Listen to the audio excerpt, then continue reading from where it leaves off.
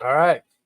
And we are back. This is Bro Chat number 2. Thank you all so much for joining me. I have 3 special guests with me today. Returning from the last Bro Chat, we have Von Klaunsovitz, we have Zagonel, and then joining us today for the first time on Bro Chat is our friend AMK Mapping. How are you all doing? And let's go in reverse alphabetical order. So, Zag. Doing well. Good to be here again. Look forward to a good discussion. Yeah, per usual. The discussion usually derails into nonsense, but that's what a bro chat is. Also, I had to choose reverse alphabetical because Zag is technically my favorite. So, Zag, tip of the hat to you. Of course. Vaughn, how are you doing? I'm all right. I mean, we're technically already arranged in reverse alphabetical order, going clockwise. Disregarding me. Yes.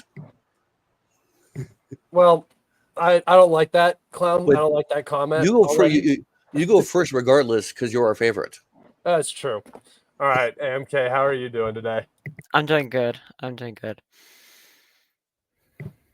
man, a few words. Solid, silent type. I like it, AMK. We have had a lot happening in Ukraine specifically. I don't know if we want to start there.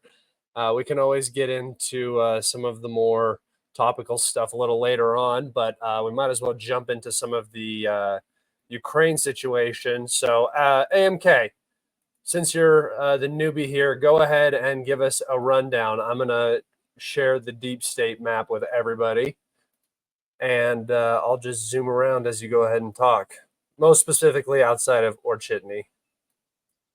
Yeah, so in Orchitny, there's been a lot of advances, especially west of Vovche. So they're going along the railway line, along the high ground, trying to get behind the main Ukrainian fortifications to the west of the Vovche River. And they also closed that one pocket up near Lozivatske, and even Deep State admits that, surprisingly. That's not the kind of thing they would admit, considering the whole Vovchansk Russians encircled there, reportedly. And they also continuing to advance just westwards in general. The whole front's moving. We're kind of seeing a second Orchitny breakthrough, I guess you could call it. So it's not looking good for Ukraine in this area. No, that's a very, very precise analysis of what is happening. This has all happened over basically a week's time. You just go back a couple days here. The 22nd, you can see that the Russians had just captured Pohorus, and then as it happens, it happened quite quickly. The Russians expanded out very, very fast and now have basically secured all of the fortifications that were on the high ground here. I will go ahead and take us over to the topographical map. Everybody who watches me knows that I love my topographical map. When we zoom in here, we can see that obviously Orchitny was on the high ground. The Russians had pushed out and had captured right here, right just north of Pohorus. The last Ukrainian fortification on any significant high ground on this side of the Vovicha River. I do believe the Vovicha River ends right here, but there's another river system right up here. So it kind of just goes into one. And actually, that defense point was in between the two rivers. So geographically speaking, Russia has secured a very important position here. And you can see it is downhill to Pokrovsk, Mihrad, everything. This is the most significant high ground in the region. And much like Papasnaya or perhaps Solidar, I do believe we're going to see a massive, massive expansion out of Orchitny in this direction. And with the Ukrainians looking as weak as they do right now, I'm curious, guys. Have we ever seen it this chaotic? Almost, the information space seems in disarray. You have people like Rob Lee, who I think has been doing a very excellent job of posting the realistic situation in a lot of the brigades on the ground. He's been going through a lot of Ukrainian official brigade telegrams and pulling out a lot of good statements by individuals on the ground talking about how difficult the situation is, how they're lacking reinforcements and lacking everything in general. But yeah, have you guys ever? I have never seen it like this. It feels like the only people who are talking up Ukraine right now are the loonies, and they're getting marginalized and more marginalized, and it's getting worse and worse. It's kind of a mirror of the very, very early stages of the war, I think. Of course, back then, Rob was being glorified Oryx with doing a little more than loss tracking. Yeah. Thread post one of thread of 97,634 that became a meme very shortly after that. But no, I think everyone kind of realizes that it's bad, but some people will talk about it for what it is. Others will, you could kind of tell, right? Because the cope gets more and more deranged. Yeah, for sure. Especially the fringe accounts. We all know who we're talking about here, but it's so unrealistic. I don't know what world they're living in. It's crazy. I don't get why it's useful. You know, like you gotta call it for what it is. I don't think anybody seriously disputes that Russia has the initiative right now. I mean, even Sidsky is like, it's a very bad situation. Yeah, and that's, I mean, if you want to actually, if you do like the Nazi Germany 1945 go at it, where you have your head in the sand until the very end, even though everybody knows, but nobody wants to acknowledge it. Unless you want to go that route, how does it improve the situation at all? Like, just on the opposite end, like the pro-Russian side, at the beginning of the war, when everybody was very, very hyped up on the Russian capabilities and big arrows and everything like that, and hell, I mean, I was even guilty of some of that at the beginning of the war, just because we didn't have a clear understanding of the force differential and what was going on the ground as clear as we do now. Like, we see every single little movement on the ground, unlike we did at that time. But yeah, this wild cope seems so unhelpful to actually helping Ukraine. And I often argue that, like, even though people put me into like a pro-Russian category because I deliver a certain information, a certain sided information, I feel like I'm still more pro-Ukrainian because I sit here all day and I look at my map or whatever, and I go, how can Ukraine possibly turn this around? How can they shift this in their favor? Because if you're a good analyst, you're going to look at how either side could win, how either side could be better on the defensive, on the offensive, so on and so forth. How logistics can be better, everything. You have to do that. And yeah, just this fantasy land is just unhelpful, I would say, to the nth degree. You guys agree with that at all? Yes, I agree with it. And I think you're starting to see a quiet shift in European policy about this war. They're starting to take over the majority of the discussion, and of course arming. They're going to be stepping up. I think they're preparing for the inevitable. I don't think Trump's going to win. I'm still convinced they're going to mess around for Harris, but you have to be prepared for these things. And if Trump wins, Europe is going to have to take way more responsibility for the whole Ukraine project. The Europeans aren't as pessimistic as you are.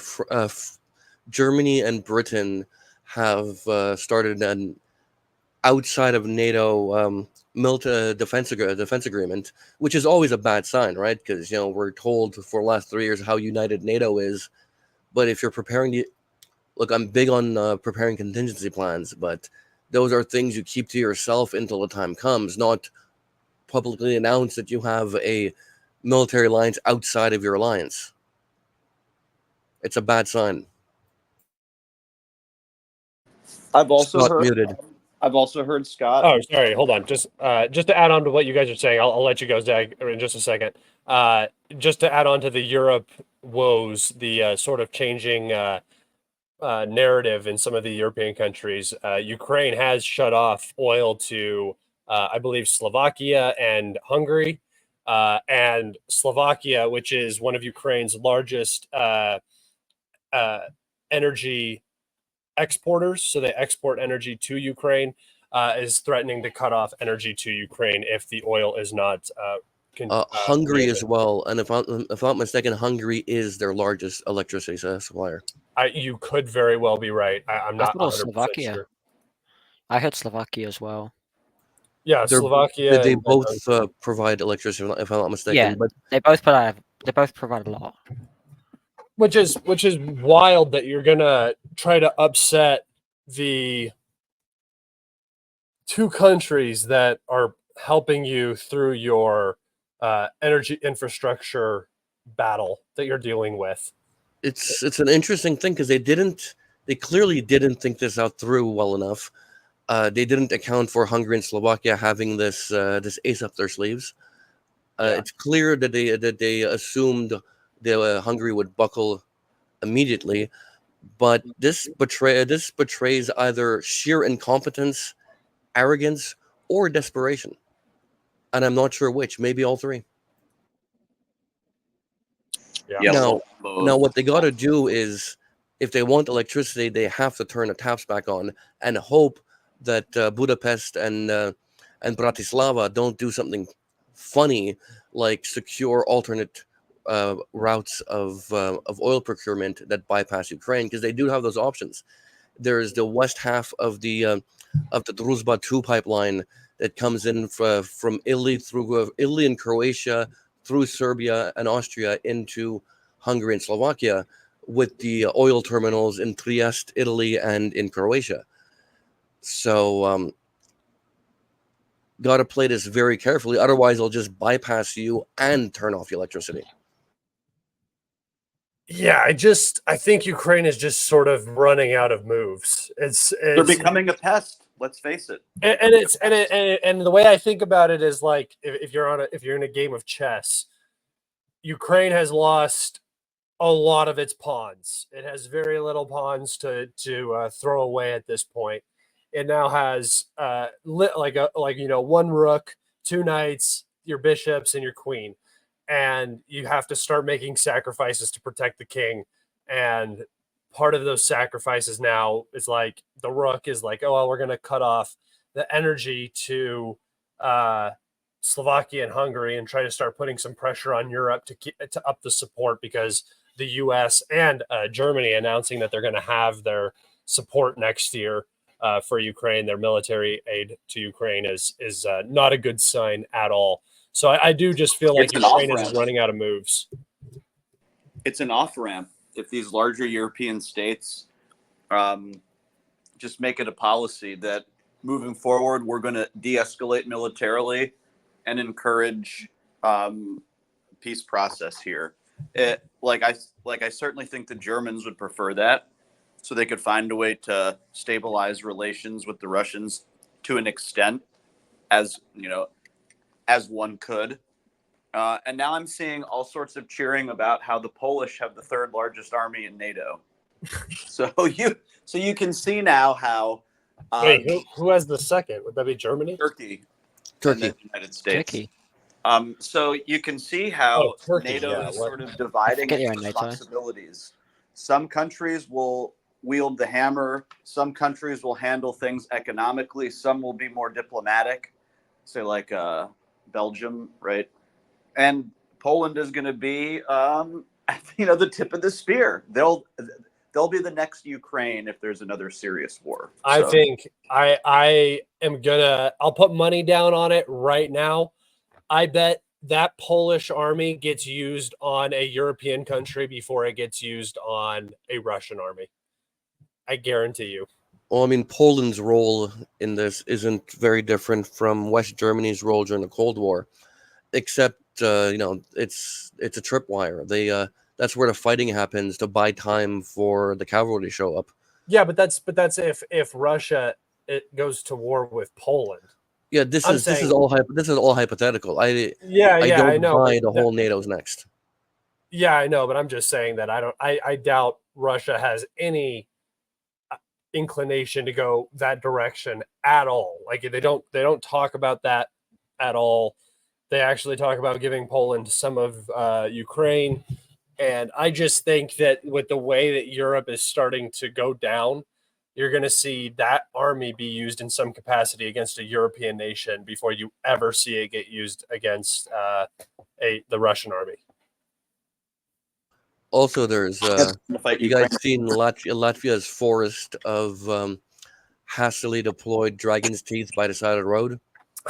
Like this has been bugging me, because if you take their rhetoric at face value and take the urgency they're conveying at face value, and they have technically all the time in the world, because as per them, they're not a target until Ukraine's done. Wouldn't you set up something like the Siegfried Line in Germany during World War II, or the Swiss Redoubt? Like, put your dragon's teeth sunken in a meter or two into the ground, chain them up to each other, fucking minefields in between, pillboxes in between, make yourself into a porcupine. This just looks like it's performative, because they don't appear to really believe that they're next. Right. Well, Vaughn, I thought about that, and I think a lot of it's a money laundering operation, to be honest, because it's very expensive. And you saw how poorly it was done in Ukraine. There's something to that.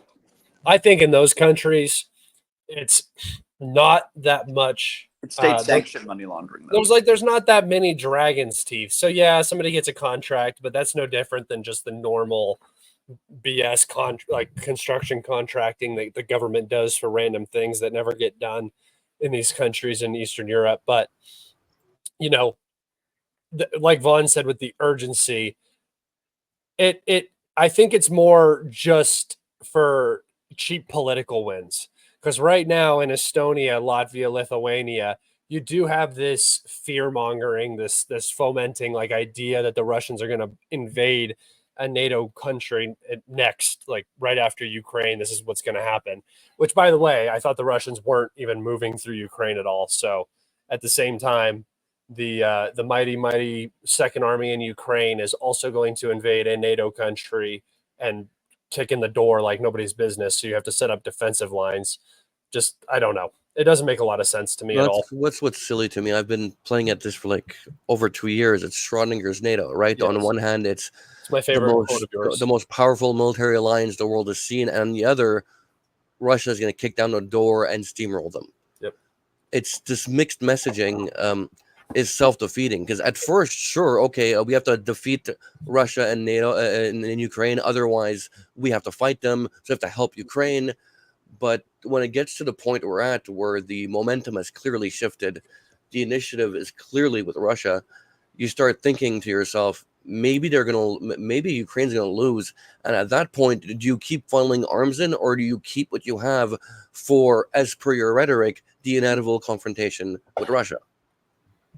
Yeah, I don't get how people in those countries even buy that narrative. Like, surely I know there's a lot of people that don't buy that, but there's still civilians there who buy into this, and it just makes no sense. It makes no sense how they could. I guess it's just propaganda, and it's very strong. But AMK, I gotta let you in on a little secret here. You're gonna learn it as you keep doing this for a while. There are just really, really dumb people everywhere, and a lot of very, very busy people everywhere. And when you don't have time to look at this stuff like we do, you don't know what's real. You just see something and you assume that some official person is saying it has to be the truth, because you don't have the time, or you don't have the interest or the intellect to really comprehend it and move forward with it, or say, hey, this is complete bullshit, what's happening. Yeah, because we're the sources for most of these people. Like, they have no idea the information that we acquire elsewhere. They would have no clue how to come about it. Like, I mean, yeah, It's taken years to establish. I love like, my Telegram followers. channels. You know, I love my followers. I have like 130,000 of them on Twitter or X or whatever. But some of them are dumb. Some of them are very dumb, and you just gotta kind of roll with the punches. Sometimes I get angry at the people that are like with me, because it always frustrates me when somebody who doesn't know what they're talking about makes an argument like on the same like perspective or bias that I'm arguing on, and just completely tanks it. Like, comments something underneath what I said, and I'm like, no, dude, stop it. Oh, how people argue with me all the time because I don't think that Russia is actually going to take a run at the Baltics and test Article 5. Bro, again, of all the groups of people who just, at least the ones on social media, I imagine it's a certain political grouping in these countries, but everybody that I've talked to from those three countries, like, I get like the barking chihuahua memes and the Baltic Void stuff. Like, I totally get it. I don't think I've had one decent interaction. Every one of the NAFO from there are always the worst. They're just like the worst group of people. Like, and at least the ones that are representing the Baltics on the internet in the pro-Ukrainian information space. Yeah, I haven't had enough interactions to make a conclusion on that, but I imagine that I believe that you would have had those sorts of interactions. Yeah, every time it's somebody's telling me that that they're gonna like they say you're gonna get what you deserve, or it's some Yeah, I see those a fake lot. loser threat. I'm like, dude, it's like, okay, so, and then I go to their profile and they're from like Riga or Vilnius or whatever, and I'm like, come on, bro. Most of the government of Estonia blocked me. It's very sad. Dang it, dude. Dang it. And then I had one of the combat medics, she's pretty popular on Twitter, message me, and we had a long conversation. Her name is Rebecca Makarovsky. She was a combat medic, very bravely working in the let's see, I believe she was in, I'm sorry if I get this wrong, but from our conversation, without looking too deeply at it, I believe that she was she defending Novomihайлivka down here? Defending. She wasn't necessarily defending. She was a combat medic, so she was helping people out. Let me see. Where did she say? Oh, no, it was Novoselivka. So she's with the Ukrainians. Novoselivka. So she was right out. She was right out. She was right out here. I think she was. Novoselivka, Persia. Yeah, I think she was here when the fighting was around Avdiivka. I don't know if she's still there now. I hope that she is safe. She was very, very pleasant with me. She asked questions of me. She has not responded to the things I said. I don't know what her situation is to respond. I'm not upset by that. If she sees this, I did invite her to come on to have a long form conversation. And I had a good talk, because a lot of people think I'm very anti Ukraine. She specifically said that I'm celebrating the liberation of these villages. I don't think it's really liberation. I don't know how you could call what the Russians are doing liberating necessarily. There's not a, I mean, even if you do believe that like Ukraine is like holding these places hostage and they're pro-Russian or whatever, the fact that you're coming through and just destroying everything because it's a mutual combat zone, it doesn't really feel like liberation. There's not really any. It's liberation seems like more of a peaceful thing to me. So I don't. As I like to say, the problem with fighting in cities is that it involves fighting in cities. Yeah, and everything gets destroyed, and cities aren't meant to be fought in unless you're a Soviet city designer, and that's exactly what you've decided that you're going to do. But I mean, if you're integrating your towns into the defensive lines and calling them fortress cities, you're kind of like, you're setting it up for this. Yeah. So It's a like, tragedy, but you still have to call it what it is, you know? yeah, like when you're defending New York like you are, you know, that you are signing up to have this city destroyed. And that doesn't mean that you're expected to fight out in the middle of the open field where you have no advantage and you're going to lose very quickly. No, nobody's saying that, but it's the duality of it. The getting upset when you're choosing to defend a place. I mean, unless you're just like full bore, you know, Russia's at fault here entirely, this, that, and the other, then you can't really have an argument about it. Which is really unproductive, I think. Like, I get it. Russia's the invader, Ukraine's the defender, but as I've been arguing for 3 years now, jus ad bellum does not override or exempt any party from jus in bello. It's the laws of starting a war don't override the laws of conducting warfare. Yeah. If you're gonna integrate your cities into your defensive lines, it's because you plan to fight in them. If you're gonna plan to fight in them, then you kind of have to accept that you're fighting in the cities, and that's what happens. But I also get the inventful use of propaganda, which we've seen so many times before throughout history. You know, all's fair in love and war, in my opinion, and propaganda is definitely an aspect. Definitely, what has kept Ukraine in the fight as long as they have been in the fight, because what you're seeing now is just the results of 2 years of carnage that the Russians have been kind of conducting against the Ukrainian military and you know, all of the Western aid and Western trained troops and everything that came in, all the mobilization that Ukraine was doing over the, you know, couple of years and so on.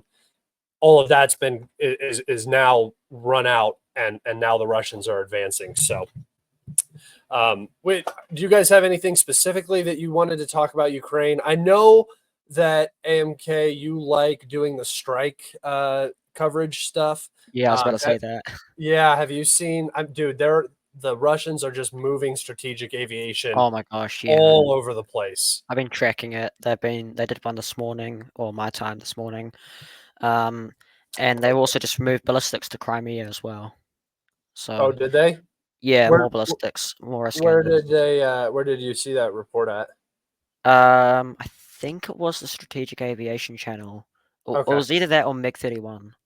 Okay. I can't remember now. It was yesterday.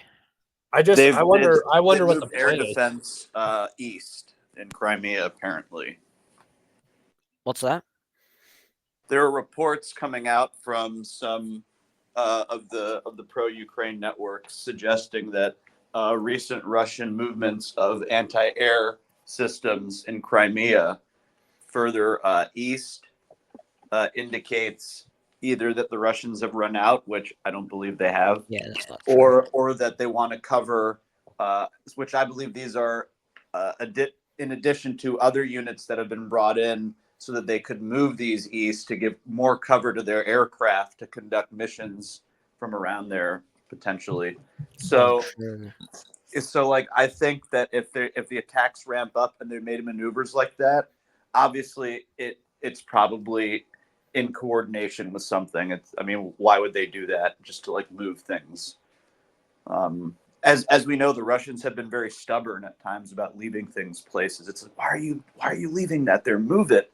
They just won't move it, and it gets. I mean, if they're moving it away from Sevastopol, it's because there's nothing there anymore. Which that's true, and they're beefing up the Novorossiysk-Kerch Bridge area, which Ukraine just continues to focus on. Yeah, they hit a ferry or something there the other day, right? They hit a ferry. Yeah. So it wasn't there weren't like civilian like people on it, but it does carry sometimes civilian goods in addition to, you know, just like whatever, they're like a transit. It was the last of their large Yeah. rail ferries in the area, if not mistaken. That's a huge deal. So kudos to Ukraine. It does hamper logistics. Yeah. Logistics, but not to the extent they think because of the Taganrog rail line down all the way to Crimea, but it doesn't help. Yeah, you know? I'm just saying. I mean, there's no way you can get everything you need to get over to Crimea. First off, the bridge is still up. Second off, the rail bridge is still up. Third off, there's a land bridge rail line. So 2 rail lines across a land bridge, in fact. 2. I thought it was only 1. I don't. I don't know. That it just I don't get this fascination with Crimea. I don't get it because even if you were to destroy the bridge, destroy the rail bridge, destroy the ability to transport via barge or ferry or whatever, like they have been, and then also you're able to disable the 2 land bridge railroads. What army are you going to attack Crimea with? The Russians are going to have a year and a half to rebuild the bridges and get some new ferries down there or whatever. Like I still don't get this fascination. It's like deflection from reality. Like I don't want to. Yeah. I don't want to look at what's happening at the front line. So let me just focus on Crimea and the Kerch for a while. It's just an information campaign. They just want. It's because it all started with Crimea. Well, it didn't all start with Crimea, obviously, but the invasion. Crimea was taken. Yeah, that's sort of where it all started because they have this bee in their bonnet about must get Crimea back. Yeah, exactly. That's the whole information campaign. Well, the thing is, it makes sense because if they take Crimea, that basically, ends the utility of Russia staying there. The problem is that you don't fucking Lord of the Rings meme here. One does not simply march and walk into Crimea. I would love to see the utility that Russia would use when those Ukrainians started marching into Crimea, though. Like that's another problem here. Is you're talking about and the east. Like, what was the best outcome of the Ukrainian counteroffensive in 2023? The Russians get absolutely routed down into Crimea, No, I wrote about this extensively at the time because the problem is the Russians knew where the Ukrainians were going to attack and fortified it because it was obvious. It's the most strategically impactful thing they could do. You severed a rail bridge at the time by taking a junction around Melitopol because you don't even need to make it to the Sea of Azov for that. Yeah. Split them in 2, compromise logistics, and then you separate north from south. They have to go over Kerch to supply. So you pop the bridge while you're there, cut off Crimea, lay siege on Kherson. But that's I think fancy on paper, but it's not easy to do. Most of the SMO, in my opinion, was kicked off not for the 2 regions in the east, but to guarantee permanent defense of Crimea, permanent successful defense, because the Russians did a bunch of things in the south and the Zaporozhye area that had nothing to do with anything other than ensuring Crimea can't get marched on from any direction other than the sea. $2 grand, in my opinion. I think it's all just. I think that Putin was in a very, very, very tight situation. He had a limited number of troops that he could send into the country without very, very messing up the domestic situation at the time. It was an SMO. The whole idea was that normal life was not supposed to change for Russians at all.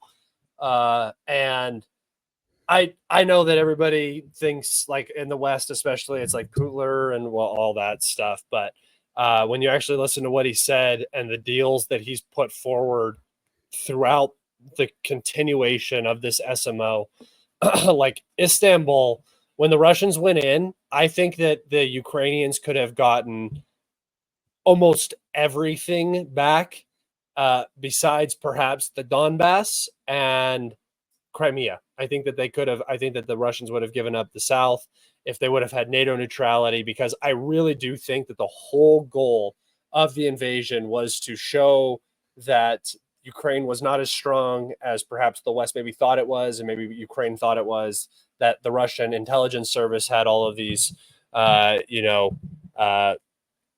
spies or whatever, turncoats or whatever you want to call them, in these towns. These towns fall really quick. The government is forced to negotiate. The Russians pull out, minimal casualties. Ukraine is still a viable trading partner, is still economically viable, and you have a guarantee on NATO neutrality or whatever. Now we're at the point where the Russians are in such a position of strength, as we can see from Western support to what's happening at the front, that now they can make demands. And now Putin's talking about all 4 oblasts and this, that, and the other. But I don't think that the whole imperialist, Russia idea is really what was happening at the beginning, because he would have done more and been more aggressive if he wanted all of Ukraine in that manner. Mearsheimer had an interesting take on this about a month ago. That after the U.S. decided to start arming up and training Ukraine, it was basically a de facto but not de jure member of NATO, and Russia panicked. I mean, they've been talking about it since 2008, and it's been in the CIA playbook since 1950. Like, do you remember the lead up to the invasion, when they were talking about pulling back NATO to pulling it back west, and they were trying to negotiate, and this whole refrain of NATO expansion is non-negotiable. Yep. Like, granted, the initial demands of return to 1991 NATO borders is ridiculous, but you start high and negotiate your way down normally. Yeah. Yeah, man, I don't know. And, it's going to be difficult to negotiate when you got that hackling Kamala coming into office. I don't know. It's going to be interesting times. Yeah, the polls are looking a lot better for her, I saw. Better than they were for Biden. She's not going to win, but my whole thing is, if she wins, I think something's wrong. I think something's very, very wrong, and I'll have lost all faith in either our electoral system being so skewed, or the population so manipulated now with all, or the population just being so. There's that too. Opposing to my views and what I think is right, and maybe it's me, I'm the problem, but Kamala is horrible. She doesn't have any plan going in. She's just going to be literally just a puppet. They're going to tell her what to do and say, and she's going to still mess that up somehow. And it's just going to be another 4 years of what Biden did, and it's going to be horrible. It's going to be 4 years of trying to salvage what Biden did, and it's not going to work out. But again, I just have this feeling in the pit of my stomach. But I don't trust polls at all, because they said that Hillary was going to win by like fucking 15 points. So the foreign policy will be very clumsy under a Harris administration. I mean, I think foreign policy is going to be clumsy under either, because foreign policy is so difficult for the United States right now. Whoever takes over that mantle is going to be either doing the exact same thing we're already doing, which would be Harris, and I predict Buttigieg or somebody like that, and Trump, who's going to be potentially a reversal. But any reversal, any backtracking, or any any sort of backtracking, I don't know what you would maybe call it, would also be chaotic and just ridiculous. So I don't know. I think we're just in for turbulent times, but I still have a feeling that we're going to be in a war before the election. I think something's going to happen. You think so? Yep.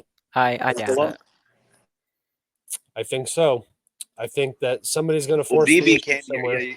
You might be onto something, because this whole Netanyahu business, 58 standing ovations, basically strong-arming his way into getting support from the U.S. chamber, like shaming people, claiming that Israel's fighting one of the best, most admirable wars in history. I mean, it was really something else. You can be an Israeli supporter and all that. That's fine. But plenty of people are pro-Israeli who just cannot stand Bibi. I feel like, I don't want to make the wrong analogy here. The people in Rome, I know that they didn't have the internet and they didn't have all of the information like we do and everything. But do you think they were sitting there and they were going, that doesn't make any sense? Why are they doing that? They didn't need internet. They could just read chicken entrails. Yeah, like yeah.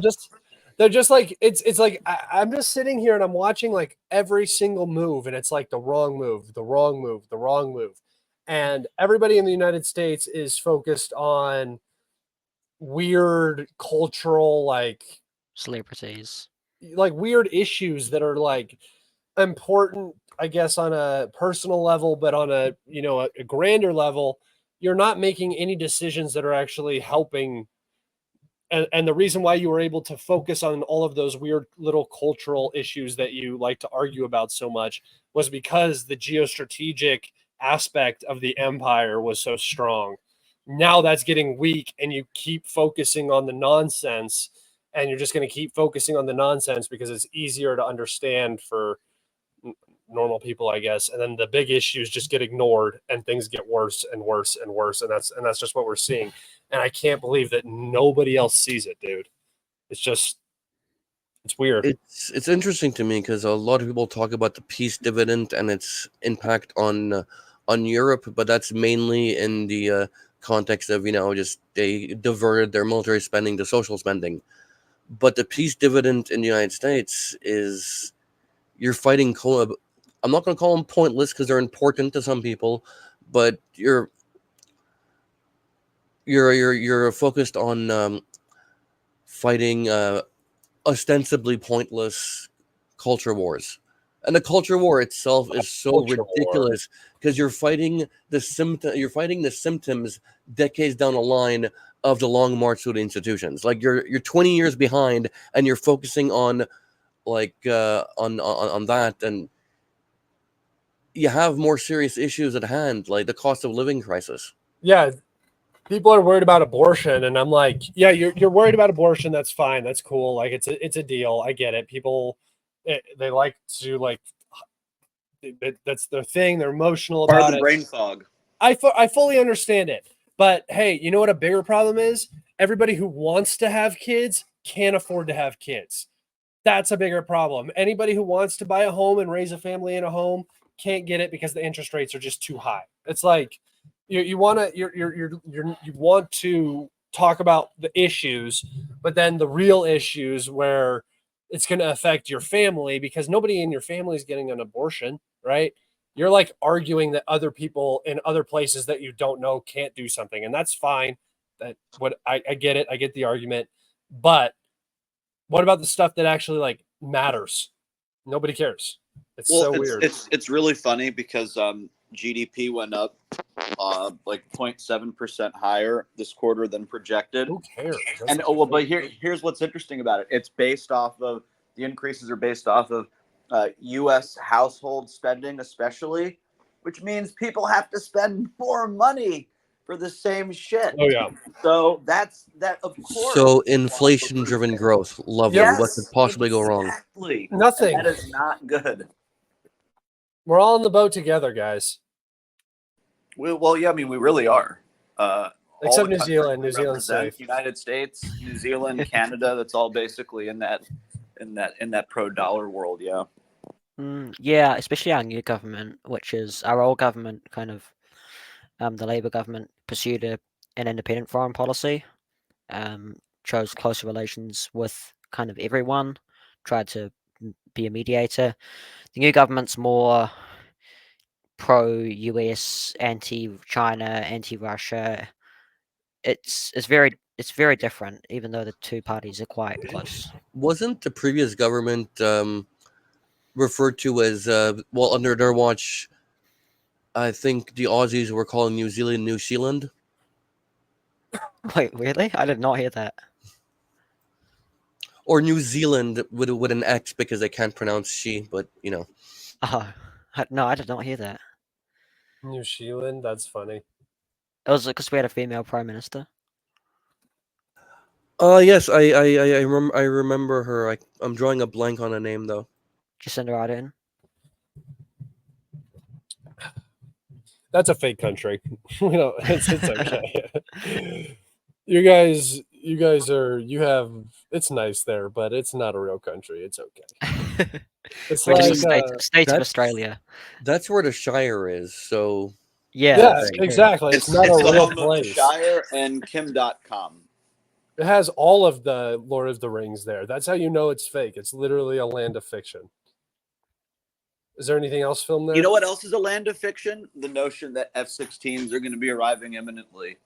Dude, I've been saying this forever, and the problem is the bases. So, again, I'm sure they'll get delivered eventually, but people are going to be mighty, mighty disappointed when the front line is moving so fast that the F-16s don't know where to drop the bombs. I mean, today the big news out of the pro-Ukrainian information space was a Russian military helicopter crashed in Russia, hunting drones or something, and whatever. Maybe there were some injuries. Someone ejected. That was it. That was basically the big story.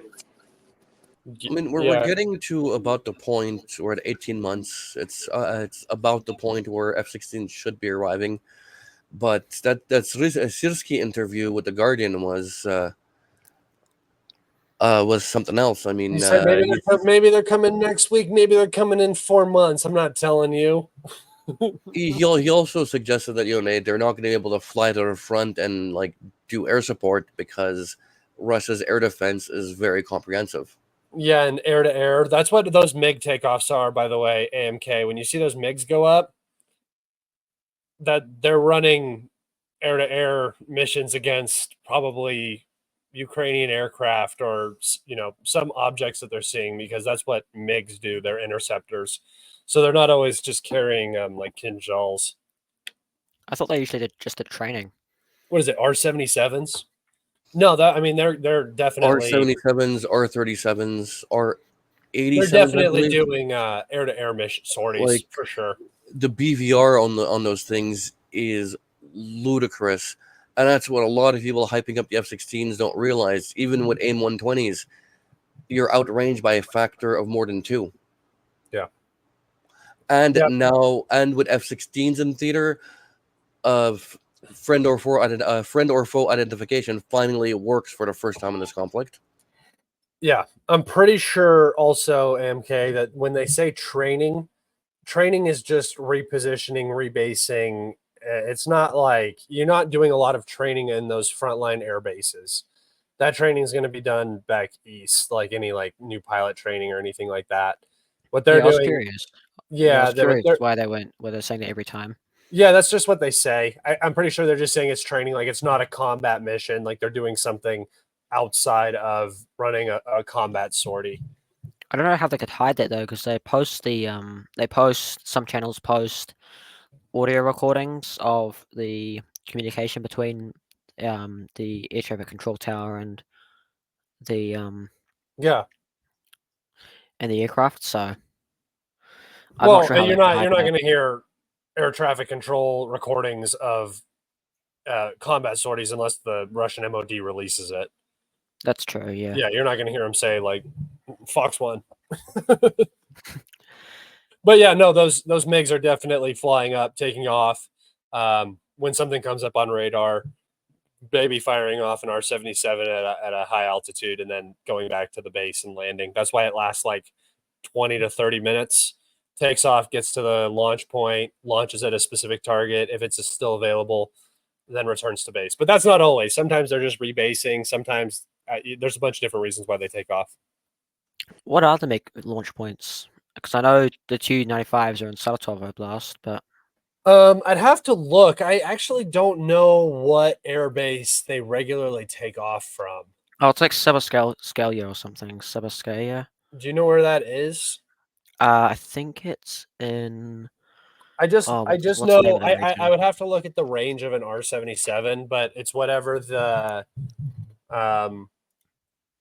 not maximum, but you have to fly within a certain distance and then at a certain height, and you can launch those missiles and they go forever.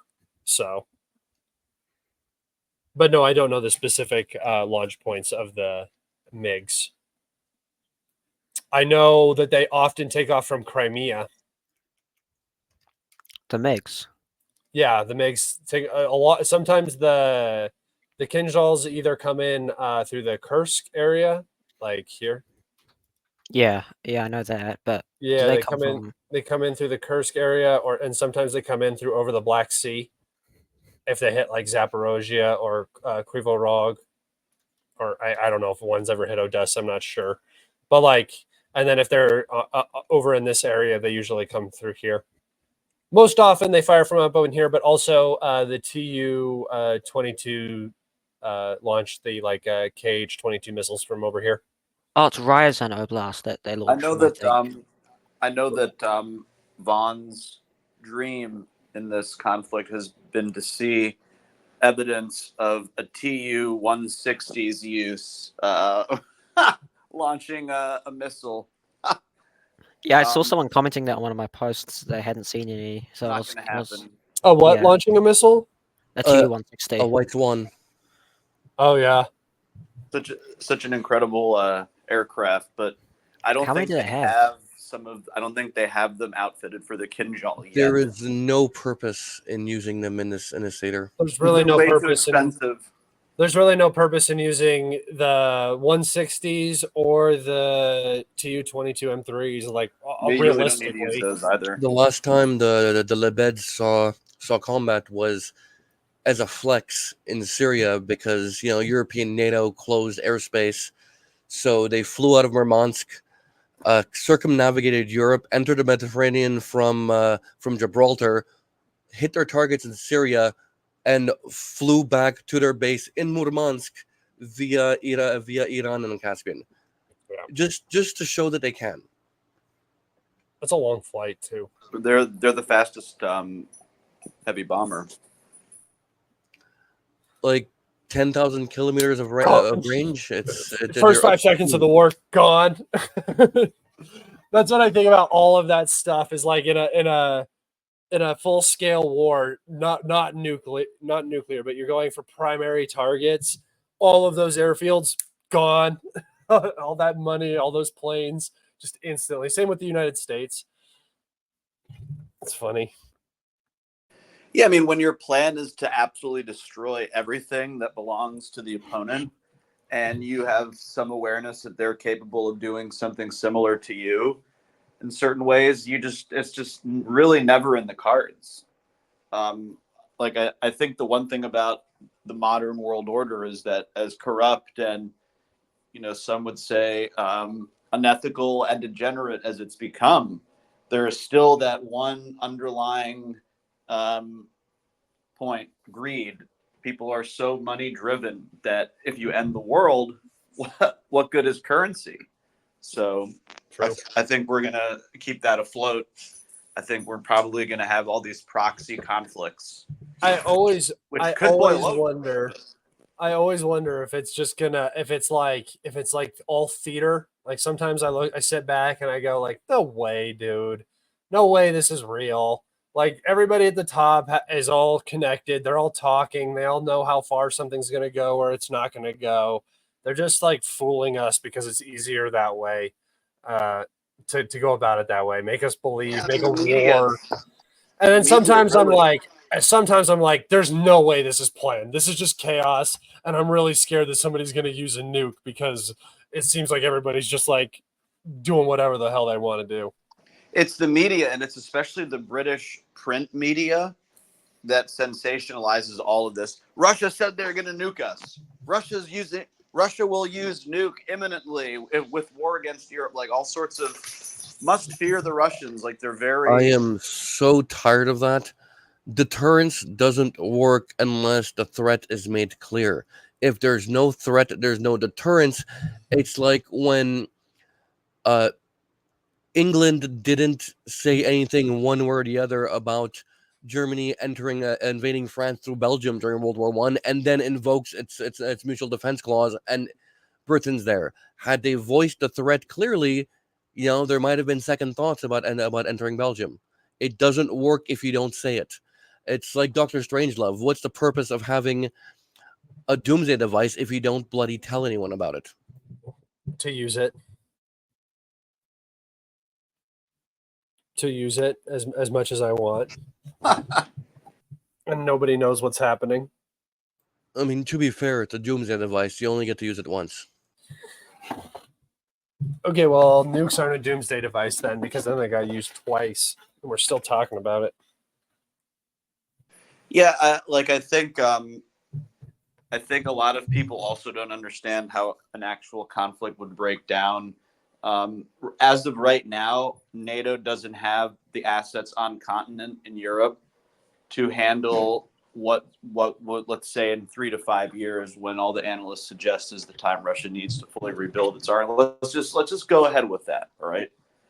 They would have to bring back everything in the drawdown that Obama had removed and then some to be able to wage like a reasonable land war And we're including bringing back more air assets, naval assets, of course, all the ground assets, like, and that's logistics, that's all sorts of stuff. And you're like refocusing heavily on that European theater and pivoting away from Asia, like simultaneously if you're doing that. So the Obama admin directed the Pentagon, State Department, and all these other agencies for like the next 10, 15, 20 years, maybe even more, on the pivot towards China. So like, how can you just take that all back?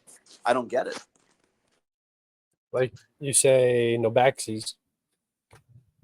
Well, right. So then the choice has been made. Then the United States, as I've said from the beginning, is just slow rolling the inevitable and just making Russia take more hits along the way for them to get what they'll inevitably achieve, destroying Ukraine and seizing large portions of the country. I mean, if you look at the policy decisions and separate them out from the rhetoric, it's been clear from very early on that the purpose here is to bloodlet, and they're doing that just fine. That's what's happening. It's funny because you hear it from the Ukrainian info space quite a lot, where they never enough to win, just enough to not lose, which is the point of drawing it out to bloodlet a rival. The problem is that we're way past that point, and we've driven a geopolitical rival that had previously wanted to balance with us against China into China's arms. The time for Ukraine to sit down was firing leadership, forcing Zelensky to make changes in the parliament, change situations, and basically say it failed. No more dead people. We still want to retain some shell of our pre-war military structure. Like, we're finished. It's over.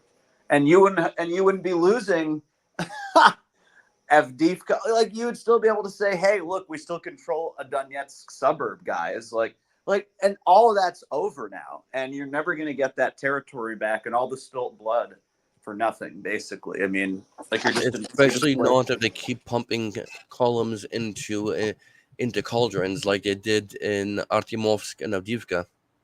That worked. You take it back. It's true. Avdiivka is still under Ukrainian control, and you're correct. It is, in fact, still called Bakhmut, so the Ukrainians control it. It is pretty crazy that we're now no longer on the Avdiivka front. I mean, we're very close to Hrivka, but Pokrovsk to we good? 19 kilometers. Yeah, 11 miles. Where's the westernmost point in the defensive lines that prepared? Pokrovsk. There's a ring around Pokrovsk. Right here. Well, I mean, there are some, but there's nothing like. What about the Vovche river lines? Yeah, this is like the last major line here before it just opens up. Like, and there are some defensive fortifications back here, but it's not a network like we have up here. There's one near the there's a line from what I've seen. It's been seen on Sentinel near the Pokrovsk to Kostyantynivka highway. There's a line, and yeah, around there it just kind of goes like a zigzag. Yeah, well, it's on the high ground here, so yeah, it's around there. But that is exposed still. So between now and the Russians will probably, and just an educated guess here, the Russians between now and U.S. elections will probably fight harder than we've seen them fight maybe all war, I think, because the certainty is what we know now. Probably at least until the weather gets shitty as well. The certainty is what they know now. Joe Biden's in office. His position on Ukraine won't change between now and the time there's a potential change in power. So they can just keep on rolling. No surprises, nothing. So I think there's going to be a lot more, fireworks here, so to speak. This mound right here, this battle for this mound is going to go hard.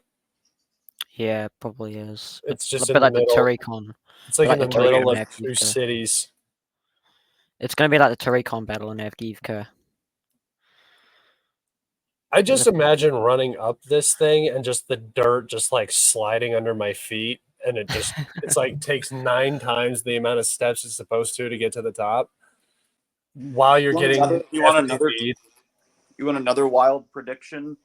We haven't really seen much of Wagner because Wagner's being saved for 1 or 2 more ridiculous storming operations, which might have to be eventually like Nikolaev or. No, I don't think you're ever going to see. I don't think you're ever going to see Wagner. What's the crazy prediction? Wagner's just in Africa now. Central African Republic. Right, They're like they're down to doing like another their prison 5,000. The rumor is they're doing another prison draw potentially soon. But are they blessing the rains down in Africa? Yeah, they did another mass. God, we hope so. Yeah, if they do another prison draw and send that's going to do huge things for some people's accounts, though.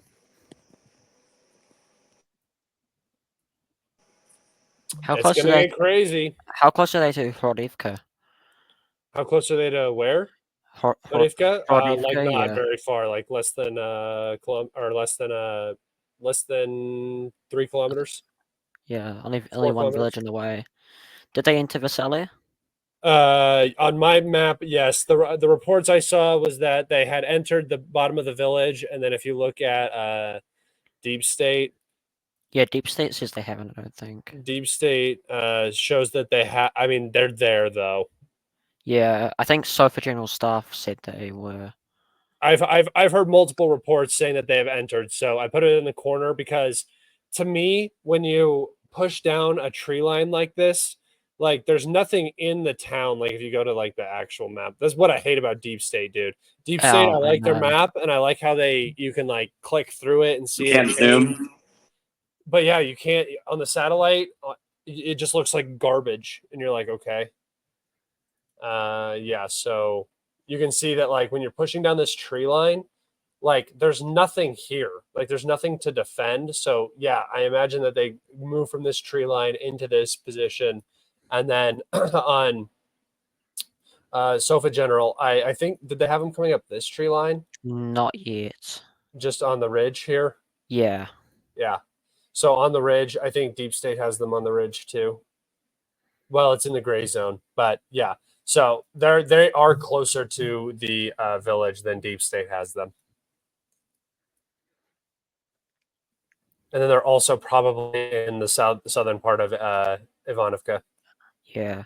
I hate how they probably entered into this little village here. Is there even anything here? Yeah, a few houses. Yeah, there's a few houses.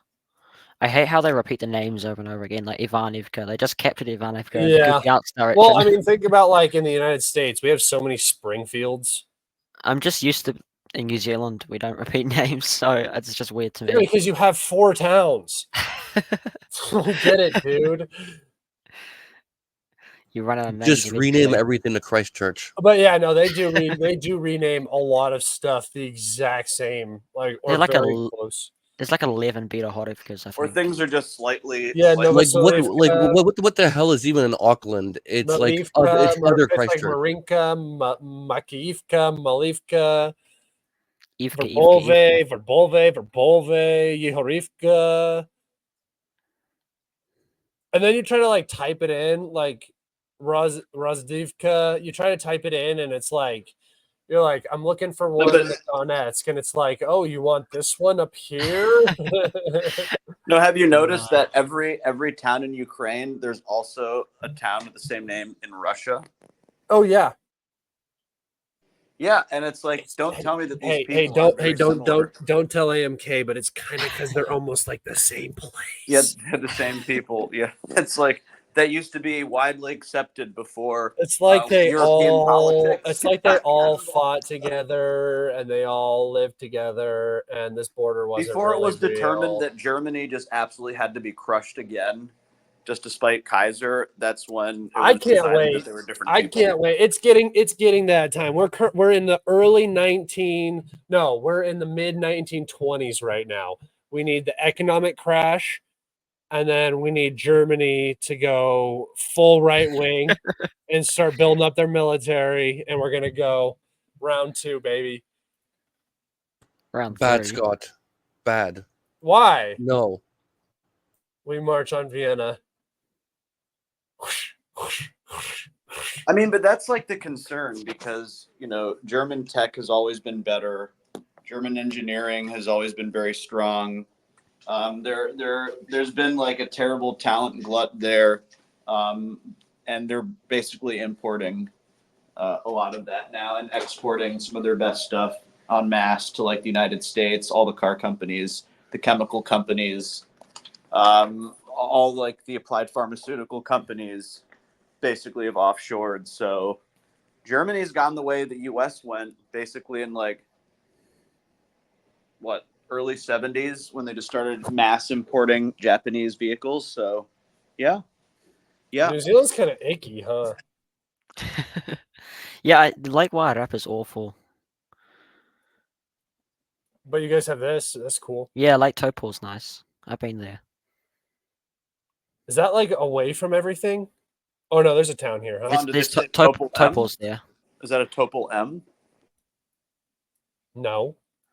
I see what you did there. I did. I also saw what he did there. I didn't. Great Barrier Island. The See that's actually the Lady of the Lake is actually a Topol M. Oh, of course. I didn't hear you properly the first time. Ooh, we can go camping here. How's the fishing in New Zealand? It's really good, actually. We've got good fishing rules, so there's lots and lots of fish available. Damn it! I love fishing. Someone told me that there were more white sharks. I'm just doom scrolling on New Zealand right now. Never got to South Auckland though. It's awful. Is that true? Like, is that like the ghetto of New Zealand? Yeah. Is that where they do those ram raids? Yeah. Oh, we lost Zag. Yeah, that is the main place where they do the ram raids. Yeah. Clown, have you heard of ram raids? Clown? Oh, the Clown, what now? Clown died. Ram raids. Ram raids? This shit. This is a harmless fun they're having in New Zealand, my dude. Ram raids. RAMRAIDS. Ram raids. What is a ram raid? I'll explain. So basically, you steal a car, right? You get in the car, you drive them through the front of shops, and loot everything in the shops and drive off. That's just a Black Lives Matter protest. Yeah, this is common here. That's called Wednesday in Park X back in the day.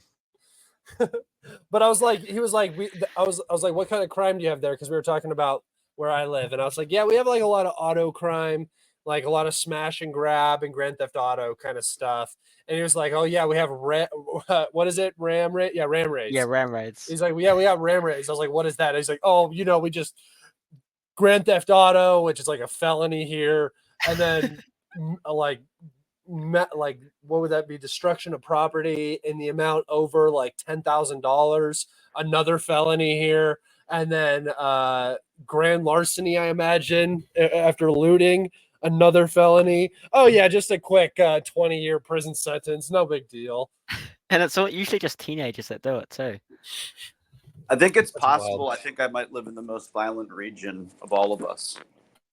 DC? Yeah, sort of like the DC Baltimore area. I mean, like I live in a good part of DC, but still, that's probably going to have 250, 300 murders this year. I've seen your backyard. I'm pretty sure I live in a worse area. Here, but I think there's lots of young professionals that spent way too much money on a house or on rent. Young professionals is what Zag calls the gay men in his neighborhood who he likes to there's affiliate there wouldn't with. be young professionals around here. They'd be young professionals. They're very professional young men. Absolutely. Absolute professionals. Super. All right. It's been an hour and 9 minutes. I think we're going to wrap it up there because now we're just talking about nonsense, Zag's weird fantasy stuff. So thank you, boys, so much for coming on. It was a pleasure to talk to you today. AMK, thank you for joining. You are always welcome back to the weekly bro chat. Clown, thank you so much. Zag, thank you so much. Final thoughts, guys. Say anything right now, or forever hold your peace. Always a pleasure, guys. And remember, by Allah Surya Bashar Ebes, because He's gonna blow up. no, because Biden is the latest victim of the Bashar curse. The line of Damascus remains undefeated. Yeah, I'm pretty sure. I don't know if that really counts for Biden. I don't. That one, I get it. It works for him, but also he just lost to dementia, dude. I mean, he lost to time. He didn't really lose to Bashar. Well, he did say Assad must go, and now he's gone. So technically, you're right. He does fit the category. Everyone he's demanded leave office has survived him in office.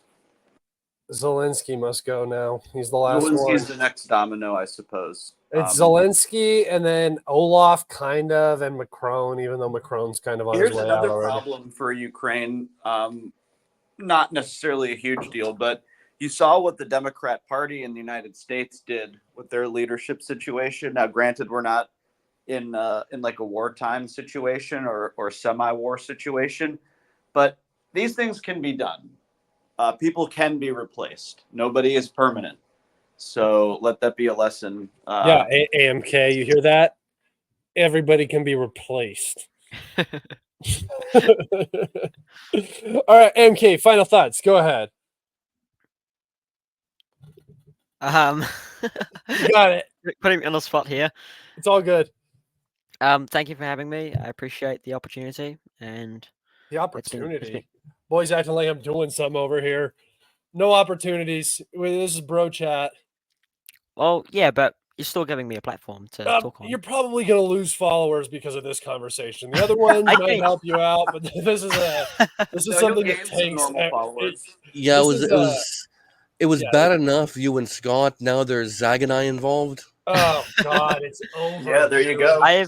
AMK is now full communist MAGA Russia. What would you call it? Russia. Well, no. They think I'm a white. No, they think I'm a white nationalist because I hang around Richard or Charles, and they also think you're a communist because you hang around me. They think I'm a communist. They literally people act like I go around like Zorroing everybody. That's how like pro-Russian I am and shit. I don't know. It's goofy. All right. I can't wait to see what trouble AMK gets in for coming on and having this stupid conversation. Clown, thank you so much. Zags, thank you so much. Thank you, everybody, so much for watching. If you made it to this point, God bless you, or get some help, either one of the two. But thank you so much, and we will see you next time. Goodbye.